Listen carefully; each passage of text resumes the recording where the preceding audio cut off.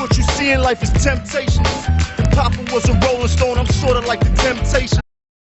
Shoot do bands too. Ooh, bop bop a loop bamboo move. I know ways to make the coat shine in no time. Ask why I wasn't with the Rock on Showtime. Christian atheist, you pray to Elijah. Don't play, okay? Just pray I don't snipe you. Cause with the SK, doggy, I'm okay. Camron, Jim Jones, Juelz Santana, and Freaky Zeaky, the Diplomats, also known as Dipset, formed in 1997. One of hip-hop's most well-known and well-respected groups of all time. If there were any rap group that capitalized early in their careers and made somewhat of the most of their influence, it was Dipset. Together, they're cultural icons that were in control of shaping the direction of hip-hop at one point in the early 2000s. Their mixtapes and full-length projects, highlighted by the series Diplomatic Community, led to their ascendance and received high praise at the peak of their run, but became a quick climax that in just a few years was realized it would be the peak of where together they could take their unique sound. Separately, they all had success, and also a chance at being bigger than they eventually became. They made magic as a collective though, and are still relatively relevant today, but it always feels when their name is brought up, they didn't quite hit the mark. The most recent showing of this is one of hip-hop's brightest shining moments in recent history that took place this year and had the eyes of every hip-hop fan glued to the screen, expecting a dominating Dipset performance with their countless hit singles and star power alone. Of course, I'm referring to the versus battle with another legendary and underrated rap group, The Lox. It almost feels like that event helped write this story, because it was the perfect example of what Dipset has become over the years. A leader who cares more about perception than getting the job done correctly, swagger overload when the other side came ready for war, pride and care for the actual art of rap, punctual and prepared, while the Diplomats were, well, the Diplomats. The Lox with timeless camaraderie, rooted in care for each other through built relationships outside of music and continued cultivation of their skills over time. Both groups taking lessons they've learned throughout their respective group careers. The problem that led to Dipset actually losing that versus by all accounts was actually just that. Everything not effectively coming together one last time to at least seal the deal on a great career, mind you. Just one that has been stunted at crucial points, and here are three of the biggest reasons I think this happened. Legends in the game, but did they underdeliver in the grand scheme? Let's talk about it. It's your boy JC, Stunted Growth Music. Let's get it, man.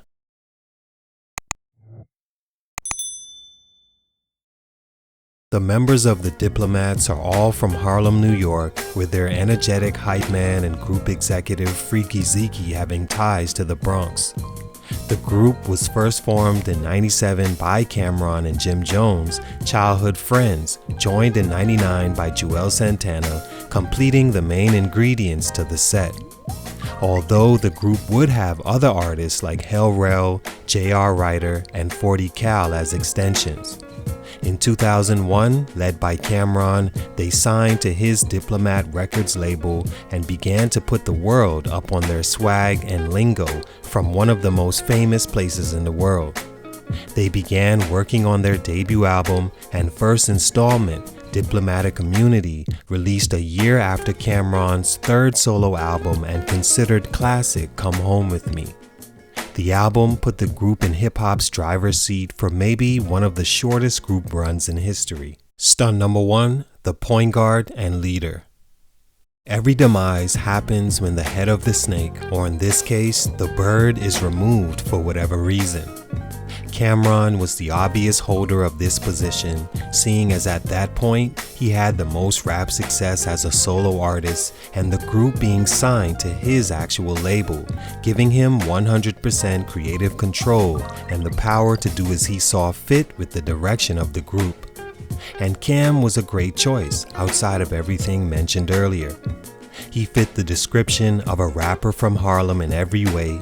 His skills were undeniable, and he had the personality it took on his own to be considered the leader of a legendary rap group. The notorious B.I.G. even had plans of signing Camron at the beginning of his career, right before B.I.G. passed away. Cam went on to release 6 albums from 98 to 2009 and 7 over his career, with at least 2 classics within that span. He was also, to me, the best of the group rap-wise, with his ability to paint clear pictures of a boss that did whatever he wanted while never breaking a sweat, and brought a humorous side to the so-called gangsta rapper that didn't come off as corny or ever forced. There's many positives to having Camron point guard the team as also the veteran scoring leader, but over time, his leadership skills may have been the biggest reason the team turned the ball over far too many times to actually win the game.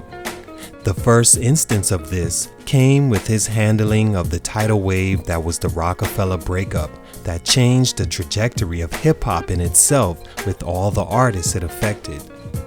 Dame Dash, a hometown friend of Camron, teamed up with Brooklyn legend Jay-Z to form Rockefeller Records. It goes without saying the impact that label had on the entire East Coast music scene in some way in the 2000s. Dame and Jay-Z decided to part ways around 2005, and every artist affiliated with the label had to choose a side between the two. Camron, who Dame had made vice president of Rockefeller Records before that, chose his friend Dash and began to throw shots at Jay-Z first on songs like You Gotta Love It and Swagger Jacker, accusing Jay of stealing Big's rhymes. Subliminals and entire shots were thrown from both sides and led to a weird position for Juelz to be in, seeing as he chose to stay on Def Jam, to whom Jay-Z became the president. The Diplomats as a group signed to Koch Records and released Diplomatic Immunity 2 that had its moments. To make matters worse, Camron and 50 Cent began beefing shortly after the Jay-Z beef in 2007, meaning the group was now taking shots from all angles.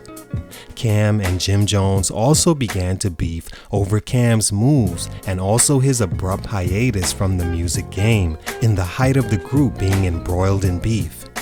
Jim showed up to perform with 50 Cent during Cam's hiatus, culminating in Cam's first big blow as an artist. It led to the group falling apart and growing resentment for their leader that left them on the field for the clock to run out. Stunt number 2, a superstar not stepping up. The second reason Dipset may be seen as disappointing was during Cam's hiatus from the rap game. With him gone, you would have expected either Jim Jones or Juelz to step up and carry the torch as the stars they were seen as, but neither had what it took to walk in those shoes in hindsight. Jim, who began as Cam's hype man, wasn't a good enough rapper technically to be what Cam was in that position, as he always seemed perfectly fit in the capo's role or shooting guard per se. Without their point guard leader, the game got out of control. Jim Jones did go on to create a great lane for himself over time nonetheless, with a few hits under his belt, and is the only one that remained working since the group's prime all the way to today. He had his moments, and some even say he may be the best of the group, to which I disagree. One thing was clear, he was no Camron, and every group needs a Camron. Juelz Santana, who was supposed to have been the second coming of Cam in a more marketable, youthful way, was most affected by the Rockefeller breakup and having to choose sides right when the light was supposed to have shined on him. His long-awaited album finally released the year of the breakup and had a few standouts, leading to the belief Santana was a viable option when Cam left. He himself would have beef with Camron over Cam's guidance of the ship and jumping overboard while they still had steam. Cam would eventually let Juelz out of his deal with Diplomat Records, making him free to do as he pleased. Juelz proceeded to drop every ball as a free artist, allegedly getting hooked on drugs in the process and sitting on his hands, not releasing another studio album since his last of 2 in 2005. Stunt number 3, Finals Embarrassment. Alright. Oh. You got a problem with me, you know my slogan, nigga, go get that gun. Oh, Throughout it all, Dipset did get back together and tried to rekindle a chemistry that was natural but also greatly damaged personally to a point I don't think even time could fix. It showed a final time during the verses with the Lox in 2021. Many saw this before as a quick sideshow hustle for all involved, but it turned out to be one of hip-hop's biggest moments maybe ever. It's like Cam re-signed as the point guard of the team, Jim fell back to his Klay Thompson role, and Juelz, the most talented and marketable, couldn't stay healthy enough to quite become a star, played the wing. Cam proceeded to show up late, get comfortable in his beach chair, which all fumbled the ball again out the gate for his team. He then lets Jim and Juelz do all the work at first, refusing to shoot as it has to be all about him. They all rapped over their words. Why these niggas keep rhyming over the words? Their DJ was poorly chosen. They had little to no chemistry with one another, which is to be expected. And when the light was the brightest, Cam was actually booed for attempting a freestyle. Oh shit.